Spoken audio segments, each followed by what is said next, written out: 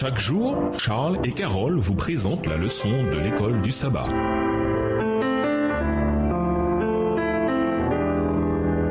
Bienvenue dans votre émission. Dieu nous parle. Nous voilà à la leçon de mardi, la puissance de la résurrection. La résurrection traite du problème de l'impuissance humaine. Quand nous pensons à la vie, à la mort et à la résurrection de Jésus, nous pensons souvent à la manière dont sa mort a constitué l'événement qui nous a permis d'être légalement en règle avec Dieu. Et bien sûr, c'est le cas. Mais la résurrection ajoute une dimension spécifique au salut. La résurrection de Jésus est cruciale, non seulement parce qu'elle nous montre qu'un jour nous aussi ressuscités, mais parce qu'elle a placé Jésus à la droite du Père, dans une position de pouvoir et d'autorité. Et Dieu met cette même puissance de résurrection à notre disposition aujourd'hui. Dans Éphésiens 1, les versets 18 à 23, Paul parle de la puissance de Dieu. Que nous enseignent ces versets sur la puissance de la résurrection? Quelle espérance et quelle promesse trouvez-vous dans ces versets? Éphésiens 1, les versets 18 à 23. Et qu'il illumine les yeux de votre cœur, pour que vous sachiez quelle est l'espérance qui s'attache à son appel, quelle est la richesse de la gloire de son héritage qu'il réserve aux saints, et quelle est envers nous qui croyons l'infinie grandeur de sa puissance, se manifestant avec efficacité par la vertu de sa force. Il a déployé en Christ, en le ressuscitant des morts, et en le faisant asseoir à sa droite dans les lieux célestes, au-dessus de toute domination,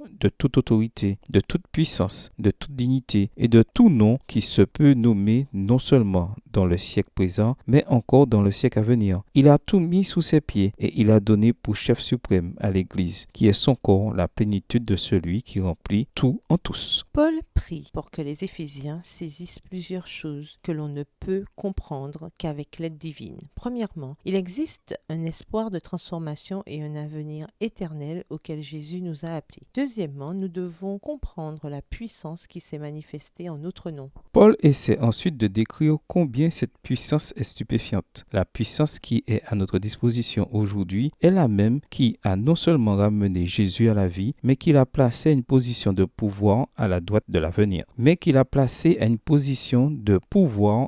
du Père. Mais Paul ne s'arrête pas là. La résurrection n'a pas simplement donné à Jésus un pouvoir, mais le pouvoir de régner et de donner à son peuple tout ce dont il peut avoir besoin pour toute l'éternité. Faites une liste de tous les domaines de votre vie où vous avez besoin de la puissance de Jésus ressuscité. Quand vous aurez terminé, priez pour que cette puissance se manifeste dans tous ces domaines. En même temps, de votre côté, que pouvez-vous améliorer et quel choix pouvez-vous faire qui permettrait à cette puissance d'agir plus librement dans votre vie? Au revoir. Et à demain si Dieu veut. Dieu nous parle. Chaque jour, Charles et Carole vous présentent la leçon de l'école du sabbat.